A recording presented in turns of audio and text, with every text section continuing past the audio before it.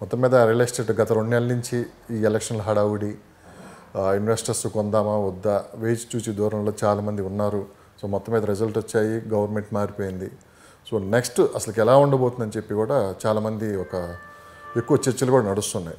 అంటే ఇప్పుడు తీసుకోవచ్చా, రైట్ టైమా కాదా, లేదంటే రేపు పార్లమెంట్ ఎలక్షన్ కూడా అయిపోయిన తర్వాత ఇన్వెస్ట్ చేయాలని చెప్పి కూడా కొంత వేచి చూసి దూరంలో అయితే ఉన్నారు.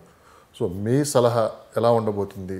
నెక్స్ట్ ఒక 5 months తర్వాత అసలు ఎలా ఉండబోతుంది రియల్ ఎస్టేట్ అంటే మీరేం చెప్తారు? ఇది అందరికీ కూడా ఇది చాలా ఉత్కంఠతగా ఉంది. ఎలా ఉండబోతుంది? ఇప్పుడు కాంగ్రెస్ గవర్నమెంట్ వచ్చింది కదా, మన గతంలో కూడా చెప్పుకోవడం జరిగింది. ఒకవేళ గనక గవర్నమెంట్ మారితే ఆ గవర్నమెంట్కి మనం కొంత టైం ఇవ్వాలి అని. ఇప్పుడు కూడా అదే విషయం. ఎందుకంటే నిన్నగాక మన మినిస్ట్రీ వాళ్ళు డిక్లేర్ చేశారు. అండ్ మనకు కూడా చూస్తున్నా ఇప్పుడు కాంగ్రెస్ గవర్నమెంట్లో కూడా మంచి వాళ్ళు. ఇప్పుడు కోమటిరెడ్డి వెంకటరెడ్డి గారు అంటే సీజన్డ్ కాంగ్రెస్ మ్యాన్. ఆయన ఇదివరకు గతంలో కూడా ఆయన మినిస్టర్గా చేశారు. మరి ఆయనకి ఇప్పుడు రోడ్స్ అండ్ బిల్డింగ్స్, ట్రాన్స్పోర్ట్ అది ఇచ్చారు. So it's a very good selection. But దానికన్నా ముందు రేవంత్ రెడ్డి గారు గత 30 సంవత్సరాల క్రితమే రియల్ ఎస్టేట్లో మంచి ఎక్స్పర్ట్. ప్లస్ చాలా సందర్భాల్లో రేవంత్ రెడ్డి గారు ఒక మాట అన్నారు, సీఎం గారు, నాకు తెలిసినంతగా రియల్ ఎస్టేట్ గురించి వేరే వాళ్ళకి తెలియదు, నాకు ఒక విజన్ ఉంది, ఆ విజన్ ప్రకారం నేను ముందుకు వెళ్తాను అని చెప్పి కూడా అట్లా అవుటర్ రింగ్ రోడ్లో మంచి శాటిలైట్ సిటీస్ కూడా డెవలప్ చేద్దాం అని చెప్పి కూడా ఆయన ఒక మాట సందర్భంలో చెప్పడం కూడా జరిగింది. కరెక్ట్. ఎందుకంటే ఆయన ఇదివరకు మిగతా వాళ్ళలా కాకుండా ఆయన కుటుంబమే నేపథ్యం, రియల్ ఎస్టేట్ నేపథ్యంలో ఆయన కుటుంబంలో చాలామంది ఉన్నారు కాబట్టి, గతంలో ఆయన చేసి ఉన్నారు కాబట్టి, ఆయన కోకాపేట దగ్గర ఇవాళ మనం ఇప్పుడు 300 కోట్లు ఇవన్నీ అనుకుంటున్న దగ్గర ఆయన ఎప్పుడో చేశారు. వైఎస్ఆర్ కాంగ్రెస్ గవర్నమెంట్ ముందరే చేశారు. కాబట్టి ఆయనకి అంటే ఫస్ట్ హ్యాండ్ ఎక్స్పీరియన్స్ ఉన్న వ్యక్తి, పూర్తి అవగాహన కలిగిన వ్యక్తి. కాబట్టి ఆయనకి సిటీని ఏ విధంగా డెవలప్ చేయాలి, సిటీని ఎలా ప్రణాళికాబద్ధంగా డెవలప్ చేయాలి అన్న దాంట్లో డెఫినెట్గా he will play a major role. కానీ మరి ఆయనకి కూడా ఇప్పుడు ఫస్ట్ ఎన్నెన్ని ఎక్కడెక్కడ ఉన్నాయి అన్నీ చూసుకోవాలి కదా. చీఫ్ మినిస్టర్ అంటే ఒక్క రియల్ ఎస్టేటే కాదు కాబట్టి మనం కొంత టైం ఇవ్వాలి. 3 to 6 months టైంలో డెఫినెట్గా ఏదైతే మనకి ప్రీవియస్ గవర్నమెంట్ జీవో 3 క్యాబినెట్ రద్దు చేశారు, క్యాబినెట్ రద్దు చేయడానికి రికమెండ్ చేశారు, ఎన్జిటి కమిటీ వేశారు, వాళ్ళు ఇంకా ఇవ్వలేదు. ఈ లోపల గవర్నమెంట్ చేంజ్ అయింది. కాబట్టి నా ఉద్దేశంలో లాజికల్గా ఇట్లాంటివన్నీ కూడా ఒక దీనికి తీసుకొస్తారు. ఏది జీవో 3 మీద మనకు క్లారిటీ వస్తుంది. అలా అదేవిధంగా రీజనల్ రింగ్ రోడ్ అయిపోతుందో అనుకుంటుంటే వాళ్ళు ఏదో స్టేట్ గవర్నమెంట్ని ఫండింగ్ చేయమన్నారు. స్టేట్ గవర్నమెంట్ దగ్గర ఫండ్స్ లేవన్నారు. కాబట్టి ఇప్పుడు ఆ ఫండ్స్ క్రియేట్ చేసి ఆ ఫండ్స్కి ఒక మొబిలైజేషన్కి ఎట్లా చేయాలి, ఆ డబ్బులు ఎలా మొబిలైజ్ చేసి, ఎందుకంటే మరి స్టేట్ గవర్నమెంట్ కూడా తన వంతు మినిస్టర్ కోమటిరెడ్డి వెంకటరెడ్డి గారు కూడా దాని గురించి మొన్న రీసెంట్గా మాట్లాడటం కూడా జరిగింది. కంప్లీట్గా రీజనల్ రింగ్ రోడ్ కూడా మేము పూర్తి చేస్తాము, స్టేట్ గవర్నమెంట్ ఫండ్స్తోనే ముందుకు వెళ్తామని చెప్పి ఒక సందర్భంలో అన్నట్లు మనం చూసాం. సో అది కానీ కంప్లీట్ అయితే ఎలా ఉంటుంది? ఇప్పుడు ఎప్పుడైతే వాళ్ళు చెప్తారో మేము కూడా రెడీ అంటారు. సో అది ఒక నామమాత్రంగా, ఎందుకంటే వాళ్ళు యాక్సెప్ట్ చేసేసారు. Central government already regional ring రోడ్కి యాక్సెప్ట్ చేశారు. అవును. సో ఇక మిగిలింది ఏంటి, స్టేట్ గవర్నమెంట్ తన వంతు సంసిద్ధత, రెడీనెస్, ప్రిపేర్డ్నెస్. ఆ అమౌంట్ ఎంతైతే అడిగే 300 crores ఎంత ఉంటుంది అనుకుంటారు, 380 crores. అది కనుక వీళ్ళు రెడీ అయిపోతే మనకి రీజనల్ రింగ్ రోడ్డు డెఫినెట్గా స్టార్ట్ అవుతుంది. రీజనల్ రింగ్ రోడ్డు స్టార్ట్ అయింది అనుకోండి, అప్పుడు సిటీ ఎక్స్పాండ్ అవుతుంది. ఎందుకంటే కంపిటీషను, ట్రాన్స్పోర్టు చాలా మనకి ఒక రకంగా సులభతరం అయిపోతుంది. కాబట్టి అందరూ ఇక్కడే ఉండాలి అంటే సిటీ లోపలే ఉండాలి అని ఈ కిక్కిరిసిన ట్రాఫిక్, ఎంత ట్రాఫిక్ ఉందండి, అరగంటలో వచ్చేది గంట పడుతుంది ఇప్పుడు. సో ఈ విధంగా ఉండకుండా విస్తరిస్తుంది అనమాట. విస్తరిస్తే ఆటోమేటిక్గా మనం ప్లాన్ చేసుకోవచ్చు మన లైఫ్ని. రోడ్డు మీద కూడా మనం ప్లాన్ చేసుకోవాలి. ఇవాళ మెట్రో తప్పితే రోడ్డు మీద వెళ్తుంటే ఏ టైంకి మనం రీచ్ అవుతాం చెప్పగలరా? ఇక్కడి నుంచి జస్ట్ మనం ఏదో కావూరి హిల్స్కి కూడా 5 kilometers 3 kilometers ఉన్న కావూరి హిల్స్కి కూడా మనం చెప్పలేము 1/2 hour 45 minutes 1 hour అని ఈ పీక్ అవర్లో. సో అందువల్ల ఏంటంటే ఇది సిటీ విస్తరింపజేయడానికి best thing regional ring road. ఆ రీజనల్ రింగ్ రోడ్ ఎప్పుడైతే రూపు దాల్చుతుందో, ఎప్పుడైతే అది సాకారం అవుతుందో, డెఫినెట్గా మనం అందరూ కూడా మైగ్రేట్ అవ్వడానికి, అటు డిస్టెంట్ ప్లేసెస్కి వెళ్ళడానికి అందరూ మెగ్గు చూపుతారు. ఎందుకంటే అప్పుడు టైం మనకి కన్స్ట్రెయింట్ ఉంటుంది కదా, అందువల్ల అలా వెళ్తారనమాట. అంటే హైదరాబాద్ చుట్టుపక్కల కూడా ఏంటంటే వరల్డ్ క్లాస్ శాటిలైట్ సిటీలు డెవలప్ చేయాలని చెప్పి కూడా ఒక ఆలోచనతో అయితే ఈ ప్రభుత్వం ఉన్నట్టు కూడా కనపడుతుంది. సో అవిగిన ఆలోచన ప్రతిరూపంగా వచ్చేస్తే ఎలా ఉంటుంది సార్? ఎస్, ఇది చాలా మంచి. ఎందుకంటే ఇది వరకు జీవో త్రిపుల గురించి చెప్పుకున్నప్పుడు మనం అనుకున్నాం గ్రీన్ కాలనీస్ వస్తాయి, ఎస్ అంటే ఆ వాటర్ బాడీస్ని ప్రిజర్వ్ చేశారు.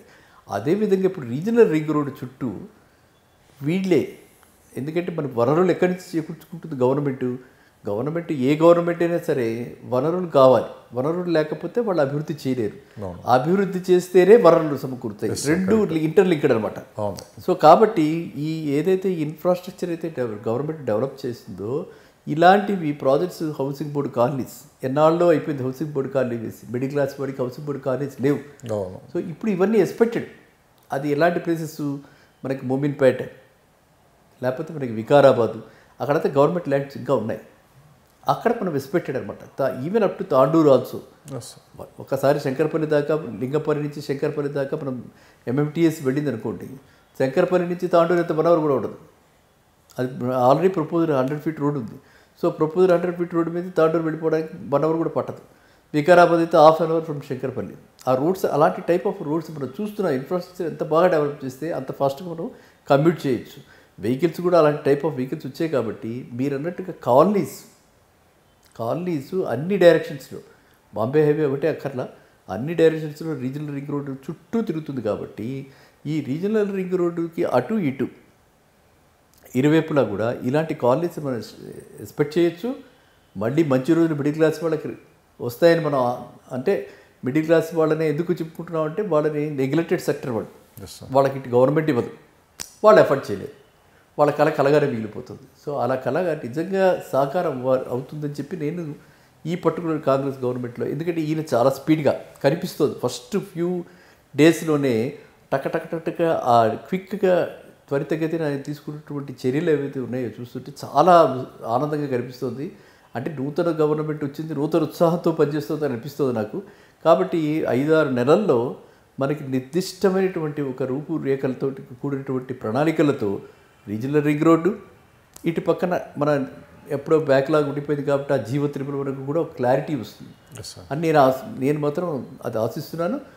ఈ లోపల ఓకే, అక్కడ ఏమన్నా గతంలో ఎవరైనా కొనేసేసుకుని ఉండి బడాబాబులు ఎవరైనా చేసేసి ఉంటే, ఎక్యుమిలేట్ చేస్తుంటే అవి ఏమన్నా హ్యాండ్స్ మారి ఈ కొత్త గవర్నమెంట్ వచ్చింది కాబట్టి కొత్త చేతుల్లోకి వెళ్ళొచ్చు, వెళ్ళి అది కూడా రూపురేఖలు ఆ విధంగా జీవో త్రిపుల వరకు కూడా ఒక అది ఎత్తేయటమా క్యాన్సిల్ చేసేయటం, ఏ విధంగా క్యాన్సిల్ చేస్తారు, ఎట్లాంటి ప్రణాళికలతో వస్తుంది నిర్దిష్టంగా ఆ 6 monthsలో వస్తుంది అని నేను అనుకుంటున్నాను. మీరు బ్యాంకింగ్ రంగంలో ఉన్నారు, రిటైర్ అయి ఉన్నారు, తర్వాత రియల్ ఎస్టేట్లో అడ్వైజర్గా చాలా మంచి సలహాలు సూచనలు కూడా ఇస్తూ ఉంటారు, చాలా ఇంటర్వ్యూస్లో కూడా మీరు మాట్లాడుతుంటారు. లాస్ట్ 10 yearsలో అసలు రియల్ ఎస్టేట్ కావచ్చు, హైదరాబాద్ గ్రోత్ అసలు ఎంతవరకు పెరిగింది, రాబోయే నెక్స్ట్ 5 yearsలో ఎలా ఉండబోతుంది ఒకసారి మనం, అంటే 2000 నుంచి మొత్తం ఓవరాల్గా ఏంటంటే స్టెప్ బై స్టెప్ పెరుగుకుంటూ వచ్చింది. అన్ని విషయాలు రియల్ ఎస్టేట్ కావచ్చు, ఐటీ కావచ్చు, హైదరాబాద్ అన్నింటిలో పూర్తి డెవలప్మెంట్ అయితే అయిపోయింది. గత 10 సంవత్సరాలు గమనిస్తే రాబోయే 5 సంవత్సరాలు ఎలా ఉంటుందంటే మీరు? చాలా బాగుంది ఇది, ఎందుకంటే లాస్ట్ 30 years అంటున్నారు మీరు. 30 yearsలో 10 years అండి, 10 years 10 years ఇప్పటికే చాలా మంది అంటున్నారంటే హైదరాబాద్ రియల్ ఎస్టేట్ అనేది ఆటో పైలట్లోకి వెళ్ళిపోయింది, దీన్ని ఎవరు ఆపటానికి లేదు, అనవసరమైన రూమర్స్ ఎవరు నమ్మొద్దు అని చెప్పి కూడా చాలామంది ఇప్పటికే చెప్తూ ఉన్నారు. సో ఇప్పుడు లాస్ట్ 10 years మనం తీసుకున్నాం అనుకోండి, 10 years అంటే లాస్ట్ 10 years కూడా మన తెలంగాణ వచ్చిన తర్వాత లాస్ట్ టీఆర్ఎస్ గవర్నమెంట్లో మనం అసలు అనూహ్యమైనటువంటి ప్రగతికి సాధించింది రియల్ ఎస్టేట్. అందులో hats off to the previous government, దాంట్లో డౌట్ లేదు. ఇక రాబోయే 5 yearsలో అంటారు, రాబోయే 5 yearsలో కూడా రేవంత్ రెడ్డి ఆయన క్లియర్గా చూపిస్తున్నాడు ఏంటి, I mean business, I mean what I promised, I will deliver what I promised. ఇంత ఫాస్ట్గా ఏ గవర్నమెంట్ కూడా నాకు తెలిసి వితిన్ 1 week ఇంప్లిమెంట్ చేసింది. ఏదో 1, 2, 3 అనేది పక్కన పెట్టండి, 6 ప్రామిసుల్లో మనందరం ఆశ్చర్యపోయే విధంగా free bus for women already introduce, people are happy. ప్రక్షాళన మొదలుపెట్టారు, ఓ రకం తీసుకున్నామంటే 3 daysకి 4 daysకి అయిపోయింది. ఆ విధంగా ఇప్పుడు నేనేమనుకుంటున్నానంటే ఏదైతే బ్యాక్లాగ్స్ ఉన్నాయో, అంటే మనకి ఇది వరకట్లో గ్రూప్ 1 ఎగ్జామ్స్ క్యాన్సిల్ అయిపోవడం 2 సార్లు జరిగింది కదా, ఇంకా అది భవిష్యత్తులో నా ఉద్దేశం సమీప భవిష్యత్తులో ఇలాంటివన్నీ కూడా ఉపాధి కల్పన, ఆ తర్వాత ఉపాధి కల్పనతోటి మీరు చెప్పినట్టుగా రియల్ ఎస్టేట్ రంగంలో ఒక రేఖలతోటి సిటీ ఏమైపోయింది ఇప్పుడు లాప్ సైడెడ్ గ్రోత్, ప్రతి వాళ్ళు ఎవరిని అడిగినా సరే వెస్ట్, అలా కాకుండా నేను పర్సనల్గా నేనే ఫీల్ అవుతాను. నా ప్రశ్న అదే, నెక్స్ట్ ప్రశ్న మీరు అది ఇప్పుడు గట్కేసర్ వైపు కూడా ఈస్ట్ గట్కేసర్ బీబీ నగర్ ఎంతో దూరం లేదు యాక్చువల్గా. ఎందుకు డెవలప్ కాలేదో తెలియదు ఎవరికి. ఆ గట్కేసర్ బీబీ నగర్ అటు పక్కన మనకి ఆల్రెడీ వాళ్ళు ఇన్ఫోసిస్ వాళ్ళు కట్టున్నారు. ఈ గ్యాప్స్ అన్నీ up to Keesara. Okay. Keesara లోపల ఇంటర్నేషనల్ స్కూల్స్ చాలా ఉన్నాయి. ఫ్రమ్ ఉప్పల్ ఇది main hub now for metro కానీ ఫర్ సిటీ కానీ. ఉప్పల్ అయితే మెయిన్ టచింగ్ పాయింట్. అక్కడి నుంచి 15 కిలోమీటర్లు మినిమం, ఇఫ్ నాట్ మోర్, ఖచ్చితంగా చాలా ఫాస్ట్గా శరవేగంగా అభివృద్ధి చెందే అవకాశాలు ఉన్నాయి. సార్, వెస్ట్ సైడ్ ఏదో రేట్లు తగ్గుతాయని చెప్పి అదంతా అపోహన. ఖచ్చితంగా వెస్ట్ సైడ్కి ఉండే మార్కెట్ ఎప్పటికీ అది పెరుగుతూనే ఉంటుంది. వెస్ట్ సైడ్ తీసుకునే వాళ్ళందరూ కూడా ఖచ్చితంగా వాళ్ళు పెట్టిన ఇన్వెస్ట్మెంట్ ఖచ్చితంగా దానికి డబులో లేకుంటే ఖచ్చితంగా ఒక గ్యారంటీ అయితే ఉంటుంది అక్కడ ఇన్వెస్ట్ చేసే వాళ్ళకి అని చెప్పి ఎక్కువ వెస్ట్ సైడ్ వాళ్ళకి ఎక్కువ సపోర్ట్, వెస్ట్ సైడ్ ఇన్వెస్ట్ చేసే వాళ్ళకి ఎక్కువ సపోర్ట్గా ఉంటుంది. ఏంటి సార్ అది? ఎందుకంటే వెస్ట్ సైడ్ మీకు ఏమైపోయిందంటే ఐటీ జోన్లు అన్నీ దగ్గరగా ఉన్నాయి. IT zone in particular. Then medical hub. ఇటు పక్కన మనం చూస్తే ఏమిటి, పెద్ద పెద్ద ఆఫీస్ కాంప్లెక్స్లు అవి కూడా ఇటువైపు వచ్చాయి. పెద్ద పెద్ద హోటల్స్, టూరిజం ప్లేసెస్ కూడా వెస్ట్ సైడ్ వచ్చాయి. కాబట్టి వెస్ట్ సైడ్ ఇన్నాళ్ళు పెరిగింది. ఒకసారి జీవో తిరుమల వన్ మీద క్లారిటీ వస్తే, ఒకవేళ ఊహించిన విధంగా కనుక అయిపోతే మనకి ఎప్పుడు వస్తాయి, ఎన్ని ఎకరాలు వస్తాయి? 1,20,000 ఎకరాలు. ఎంతో 1,20,000 ఎకరాలు అందుబాటులో. ఎన్ని మండలాలు? 9 మండలాలు. ఎన్ని విలేజెస్? సో అది ఎప్పుడు జరుగుతుంది? అంత వచ్చినప్పుడు ఆటోమేటిక్గా మీకు ఇక్కడ కొంచెం ప్రైసెస్ కూల్ అవ్వకపోయినా ఈ విధంగా పరిగెట్టడం మాత్రం డెఫినెట్గా ఉండదు. జీవో తిరుమల వన్ ఏరియాస్ కనుక కలిసిపోతే, హెచ్ఎండిఏ పరిధిలోకి వచ్చేస్తే, మేబీ విత్ రెస్ట్రిక్షన్స్ వస్తే, పూర్తిగా హెచ్ఎండిఏ లాగా రిలాక్స్డ్ కాకపోయినా కొంత రెస్ట్రిక్షన్స్ తోటి వచ్చినా కూడా అందులో 42,000 52,000 మనకి 1,28,000 మనకి అందులో సగం వేసుకున్నా కూడా మనకి చాలా పెద్ద ఏకరేజ్ ఇచ్చేస్తుంది ఫర్ డెవలప్మెంట్. సో ఆటోమేటిక్గా మీకు ఈ రేట్లు ఇంత పరిగెట్టం. ఈ రేట్లు తగ్గాలి, లేదా స్లో రేట్లో అన్నా వెళ్ళాలి. నేనైతే స్లోగా వెళ్తుందని అనుకుంటున్నాను. ఎందుకంటే జీవో తిరుమల మీద క్లారిటీ వస్తుంది. మరి ఆ క్లారిటీ అవడానికి చాలా టైం పడుతుంది. అదంతా ఇప్పుడు ఈ సబ్జెక్ట్ ఇదే కాదు. ఎందుకు ఆల్రెడీ క్యాబినెట్ రికమెండ్ చేసింది, ఎన్జిటి కమిటీ వేశారు. ఎన్జిటి కమిటీ రికమెండేషన్స్ ఇచ్చేసిన తర్వాత అది యాక్సెప్ట్ చేసేసారు అనుకోండి.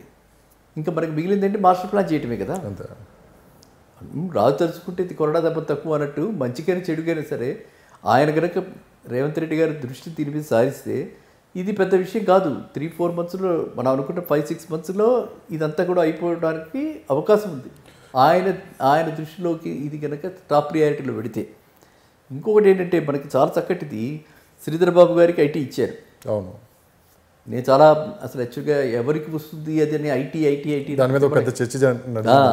సో శ్రీధర్ బాబు గారికి అంటే కరెక్ట్ అయిన పర్సన్కి నా ఉద్దేశంలో is a perfect replacement or correct fit for this particular portfolio అనమాట.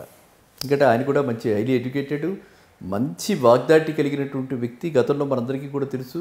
వారి ఫాదర్ని కూడా మనం చూసిన వాళ్ళం చాలామంది.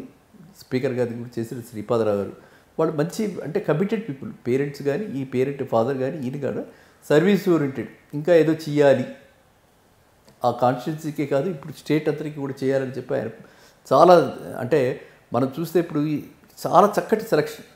అది ఎలాగా కాంగ్రెస్ గవర్నమెంటా, ఎవరు సెలెక్ట్ హైకమాండా, లేకపోతే మన రేవంత్ రెడ్డి గారి రికమెండేషనా, ఇవి రెండు కూడా కోమటిరెడ్డి వెంకటరెడ్డి గారు కానీ, మన శ్రీధరబాబు కానీ, లేదు ఈవిడ సీతక్క కానీ, ఇవన్నీ చాలా చక్కటి పోర్ట్ఫోలియోస్ ఇచ్చారు. వాళ్ళు కరెక్ట్గా వాళ్ళకి యాప్ట్ పోర్ట్ఫోలియోస్ ఇచ్చారు. కాబట్టి ట్రైబల్ యూనివర్సిటీ డెఫినెట్గా వస్తుందని నేను నమ్ముతున్నాను. అదేవిధంగా ఐటీ ఎక్కడ కుంటుపడేది లేకుండా ఇంకా కొత్త కొత్త ఇండస్ట్రీస్, పెట్టుబడులు ఇంకా తొందరగా లిబరల్గా. ఎందుకంటే వీళ్ళకి ఈ గవర్నమెంట్ చూస్తే ఎలా ఉందనంటే, మనము ఊహించని విధంగా ఈ గవర్నమెంట్ తెలంగాణకి అభివృద్ధి చేసే అవకాశాలు కనిపిస్తున్నాయి. ఎందుకంటే వాళ్ళు చాలా కమిటెడ్గా కనిపిస్తున్నారు, వేగం కూడా కనిపిస్తోంది.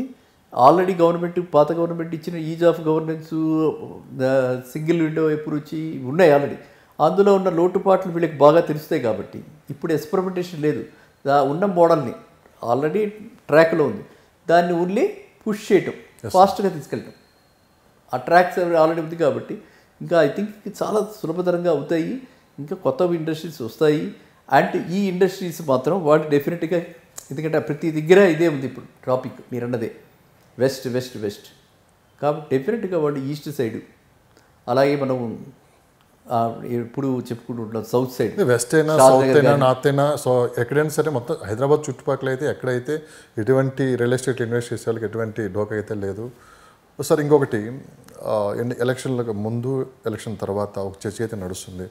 అంటే రేవంత్ రెడ్డి గారు సీఎంగా ఇప్పుడు ప్రమాణ స్వీకారం చేశారు, ఒక 1 వీక్ అవుతుంది ఇప్పటికే. ధరణిలో సమూలమైన మార్పులు తీసుకుని రావాలని చెప్పి ఆయన ప్రకటన కూడా చేయడం జరిగింది. చాలా ప్రక్షాళన చేయాలి అందుట్లో అని చెప్పి కూడా ఆయన అన్నారు. చాలామంది ఏంటంటే ఇప్పుడు ఇన్వెస్టర్స్ కావచ్చు, కొత్తగా ప్రాజెక్టులు చేసేవాళ్ళు కావచ్చు, ఎంత ఇదంటే అసలు ఏ మార్పులు రాబోతున్నాయి, ఏంటి, ఎలాంటి మార్పులు తీసుకొని రాబోతున్నారు, రేపు ఎలా ఉండబోతుంది అని చెప్పి కూడా పెద్ద ఎత్తున చర్చ నడుస్తుంది. సో మీరు దాదాపు ఒక 25 years నుంచి ఈ రియల్ ఎస్టేట్ మీద మంచి అవగాహన ఉంది. సో నిజంగానే ధరణిలో మార్పులు తీసుకొని వస్తే అసలు ఎలాంటి మార్పులు తీసుకుని వచ్చే అవకాశం ఉందంటారు మీరు? ఇది చాలా మందిలో, ఎందుకంటే ఈ ట్రాఫిక్ జామ్స్, ట్రాఫిక్ ఈజ్ అవ్వాలి, కన్వీనియన్స్ పెరగాలి అన్న ఉద్దేశంతో ప్రతి వాళ్ళు కూడా ఈ విధంగా ఆలోచించడం జరుగుతుంది. అయితే ఇక్కడ చాలా పెద్ద చెప్పుకోవాల్సిన విషయం ఏంటంటే, సిటీని డెవలప్, సిటీ ఒక్కటే కాకుండా సిటీ చుట్టుపక్కల కూడా డెవలప్ అవ్వాలి, తెలంగాణ అంతటా స్ప్రెడ్ అవ్వాలి, అభివృద్ధి కాలనీస్ అన్నీ రావాలి. అంటే ఏంటి, సిటీలో ఏదో ఒక రకమైనటువంటి రిస్ట్రిక్టివ్ ప్రాక్టీసెస్ తీసుకురావాలి. అంటే ధరణిలో మార్పులు వస్తాయంటారా? వస్తాయి. ఏ రకమైన మార్పులు రావడానికి అవకాశం ఉంది? మనం చూస్తే మేబీ ఇంతంత హైరైజ్, అంటే కంట్రీలో టాప్ 10లో మనం ఐ థింక్ ఒక వీడియో చెప్పుకున్నట్టున్నాం, కంట్రీలో టాప్ 10లో 4 projects are from Hyderabad highrise. ఒక్కసారిగా మీరు ఆఫీసులో నుంచి బయటకు వచ్చేసిన, ఒక్కసారిగా ఇన్ని కమర్షియల్ ఎస్టాబ్లిష్మెంట్స్ లేకపోతే ఈ టైప్ ఆఫ్ రెసిడెన్షియల్ బిల్డింగ్స్ నుంచి ఒక్కసారిగా వెహికల్స్ బయటకు వస్తే మెయింటైన్ చేయడం కష్టంగా ఉంది. ఏదో ఒక ఆల్టర్నేటివ్ చూడాలి, ఈ పొల్యూషన్ లెవెల్స్ తగ్గించాలి. కాబట్టి సిటీ పరిధిలో హైరైజ్ జోన్స్కి పర్మిషన్స్, మేబీ రిస్ట్రిక్టివ్ పర్మిషన్స్ రావచ్చు. ఓకే. ఎందుకంటే దీనికి అదొకటే మార్గం. ఎంత రోడ్డు వైడెన్ చేద్దామన్నా వైడెన్ చేసే పరిస్థితి కనిపించట్లేదు. ఎక్కడికక్కడ మీరు చూశారు, రోడ్ నెంబర్ 36 పైనుంచి ఫ్లైఓవర్ వెళ్తుంది, పైనుంచి మనకి దాన్ని మెట్రో పెడుతుంది, కింద మనం పెడుతున్నాము. ఎంత కష్టపడుతున్నాం? ట్రాఫిక్ ఏమైనా మారిందా, తగ్గిందా? ఇంకా కష్టం పెరిగింది. మనకి కేబుల్ బ్రిడ్జి కట్టారు, కేబుల్ బ్రిడ్జి మించి అందరూ వెళ్తున్నారు, అక్కడ కూడా అంతే. జస్ట్ కేబుల్ బ్రిడ్జి మించి ఇటు నుంచి మన రోడ్ నెంబర్ 45 దాకా టచ్ అయ్యే లోపల ఆఫర్ పైన అయిపోతుంది. కాబట్టి మనకి దీన్ని సులభతరం చేయాలంటే ఎంతసేపు ఫ్లైఓవర్స్, అండర్ పాస్లు ఇవి ఈ సిటీకి ఇంకా ఐ థింక్ అది సొల్యూషన్ కాదు. ఓకే. దీనికి ఎంత ఏంటంటే రిస్ట్రిక్టివ్గా పెట్టి ఈ మనం ఒక కైండ్ ఆఫ్ పర్మిషన్స్ ఇచ్చేటప్పుడు, బాబు మీకు కావాలంటే మీరు వెళ్ళండి, శంషాబాద్ దగ్గర కట్టండి హైరేజ్, మీరు పటాన్చెరు దగ్గర కట్టండి, లేదు ఇంకా అవతలకి వెళ్ళండి, సంగారెడ్డి సదాశివపేట దగ్గర కట్టండి, లేదు ఇటువైపు శ్రీశైలం హైవే తుక్కుగూడలో కట్టండి, తుక్కుగూడ ఎంత దూరం, లేకపోతే కందుకూరులో కట్టండి అని ఆ విధంగా మన సిటీకి నలుమూలల షాద్నగర్లో కట్టండి. షాద్నగర్కి ఎంత దూరం శంషాబాద్ నుంచి, చాలా దగ్గర కదా. లేకపోతే మన ఈయన పెద్ద మనకి ఆశ్రమం ఉంది కదా, స్వామి రామచంద్ర ఆశ్రమం, క్రాంతి వనం అని చెప్పి పెట్టారు కదా, ఆ శాంతి మన మెడిటేషన్ సెంటర్ పెట్టారు, లార్జెస్ట్ మెడిటేషన్ సెంటర్. అక్కడ కట్టుకోండి, చేగూరులో కట్టుకోండి, ఇటు పక్కన కోంపల్లి అవతల మేడ్చల్ దగ్గర కట్టండి. సిటీలోనే కట్టాలని ఎందుకు అనుకుంటున్నారు? సిటీకి ఇంత ట్రాఫిక్ ఎక్కువైపోయింది. సో కాబట్టి దీనికి వన్ ఆఫ్ ది వేస్ అది. ఓకే. ఏది ఈ చేయడానికి సిటీ స్ప్రెడ్ చేసి అక్కడ కట్టుకోమని, అక్కడ ఈ కావాల్సినటువంటి ఏవైనా ఉంటే మౌలిక వసతులు ఏమైనా లేకపోతే, అక్కడ సరైన రోడ్స్ లేకపోతే, సరైన అంటే నీళ్లు కావాలి కదా, ఏం చేయాలంటే కూడా మనకు వాటర్ లైన్లు, పైప్ లైన్లు, మంజీరా పైప్ లైన్లు కావాలి కదా. సో అట్లాంటివన్నీ డెవలప్ చేసి కొత్త టౌన్షిప్స్, కొత్త ఏరియాస్ని డెవలప్ చేస్తూ, అటు పక్కన ఆగిపోయిన మేడ్చల్ ఐటీ టవర్స్ మీకు తెలిసే ఉంటుంది. మేడ్చల్లో ఐటీ టవర్స్ అది ఫైనలైజ్ కాక, కాంట్రాక్టర్స్ ఫైనలైజ్ కాక అది ఆగిపోయింది. అలాంటివి అక్కడ ఐటీ టవర్స్ కడితే ఆటోమేటిక్గా మీకు అక్కడ ఎంప్లాయ్మెంట్ ఉంటుంది, ఆటోమేటిక్గా అటువైపు కూడా జనాలు మైగ్రేట్ అవుతారు. అదేవిధంగా మనకి ఇప్పుడు ఈ శ్రీశైలం హైవేకి కూడా మన ఫార్మాసిటీ ఉంది, ఒక ఆలోచన. ఫార్మాసిటీకి యువతల మనకి ప్లేస్ ఇది మన ఐటీ కవర్స్ ఉన్నాయి, అవి చేయొచ్చు. అక్కడ కూడా మన ఐటీ డెవలప్ చేయొచ్చు. డేటా సెంటర్స్ పెట్టచ్చు. ఎస్. సో ఉపాధి కల్పన ఎక్కడైతే ఉంటుందో, ఎక్కడైతే మనం ఎంప్లాయ్మెంట్ క్రియేట్ చేస్తామో, ఏ జోన్స్లో అయితే చేస్తామో దాని చుట్టుపక్కలంతా ఆటోమేటిక్గా పీపుల్ మైగ్రేట్ అవుతారు. అంటే ఒక మాస్టర్ ప్లాన్ తోటి ముందుకు రాబోతున్నారంటారా మీరు? మాస్టర్ ప్లాన్ మీకు ఖచ్చితంగా, ఎందుకంటే రేవంత్ రెడ్డి గారు మనందరం తెలిసిన విషయమే, is a person with vision. Yes. ఆయన కూడా is a person with vision. ఆయనకి చాలా పెద్ద అంబిషన్స్ ఉంది. ఆయన ఏదో ఒకటి రాష్ట్రానికి చేయాలని చెప్పి ఇంత కష్టపడి ఇవాళ మనకు కాంగ్రెస్ గవర్నమెంట్లో చీఫ్ మినిస్టర్ అవ్వటం అంటే మామూలు విషయం కాదు. ఇంత పెద్ద పెద్ద వాళ్ళు ఉన్నారు, ఎంతోమంది సీనియర్ నాయకులు ఉన్నారు. వాళ్ళందరినీ కాదని చెప్పి ఆయన్ని కాంగ్రెస్ హైకమాండ్ కానీ లేకపోతే ఇక్కడి నుంచి కానీ మొత్తానికి ఆయన చీఫ్ మినిస్టర్ అయ్యారంటే అది చాలా పెద్ద విషయం, అది చాలా గర్వించదగ్గ విషయం. ఆయన సాధించాడని చెప్పచ్చు మనం. కాబట్టి ఆయన పట్టుదలతోటి, అదే పట్టుదలతోటి ఆయన ఈ మాస్టర్ ప్లాన్ తీసుకొస్తారు. నా ఉద్దేశంలో it will be like master plan 2047, అంటే కోయిన్సైడ్ అవుతూ మన శతాబ్దానికి ఇండిపెండెన్స్ 1947 వచ్చింది కదా, 2047కి రేవంత్ రెడ్డి గారి మాస్టర్ ప్లాన్ 2047కి చేసి, ఇప్పుడు గత గవర్నమెంట్లో మనం చెప్పిన కొన్ని ఉన్నాయి, ఆ ప్లాన్స్ కూడా చాలా బాగున్నాయి. అదేది ర్యాపిడ్ కనెక్షన్స్. అవును సార్. ర్యాపిడ్ మూవ్మెంట్, ఆ ర్యాపిడ్ ఏవైతే బస్సెస్ కానీ ట్రైన్స్ కానీ ఏదైతే మనం రీజనల్ రింగ్ రోడ్ చుట్టూ వేద్దామని అనుకున్నారో, ప్రాబ్లం మంచి అన్నీ తీసుకోవచ్చు కదండి. మంచి అన్నీ మార్చాలని లేదు కదా, గవర్నమెంట్ మారిందని పాలసీస్ మారుతాయి రివర్సల్ చేయాలని చెప్పి లేదు కదా. మంచి ప్లాన్లు ఏవైతే ఉన్నాయో ఆ ప్లాన్లే పెట్టుకుని ఈయన పాలసీస్ మార్చి ఈయన ఫైన్ ట్యూన్ చేసి ఇంకాస్త పారదర్శకతతోటి ఇంకా 10 మంది ఇంక్లూజివ్గా జరిగింది. ఏంటి, 10 మందిని కలుపుకుపోవటం అన్నది జరగల, 10 ప్లేసెస్ కలుపుకుపోవడం అన్నది జరగల. ఇప్పుడు 10 ప్లేసెస్ కలుపుకుంటూ 10 మందిని కలుపుకుంటూ భాగస్వాములు చేసుకుంటూ అన్ని వర్గాల వారిని దగ్గర చేసుకుంటూ వీరు ముందుకెళ్తారు అన్నటువంటి, అంటే ఈ ఫస్ట్ 1 వీక్లో మనం చూస్తున్న గవర్నెన్స్లో కనిపిస్తున్నటువంటి మార్పు అది. అంటే ఆ మానవత ఇది కనిపిస్తుంది దానిలో, విలువలు అంటారా లేకపోతే మానవత దృక్పథం అంటారా, మీరు ఏదైనా అనొచ్చు. కాబట్టి అది కనిపిస్తుంది. కాబట్టి ఖచ్చితంగా అన్ని వర్గాల వాడిని కలుపుకుని వెళ్తారు ఈయన.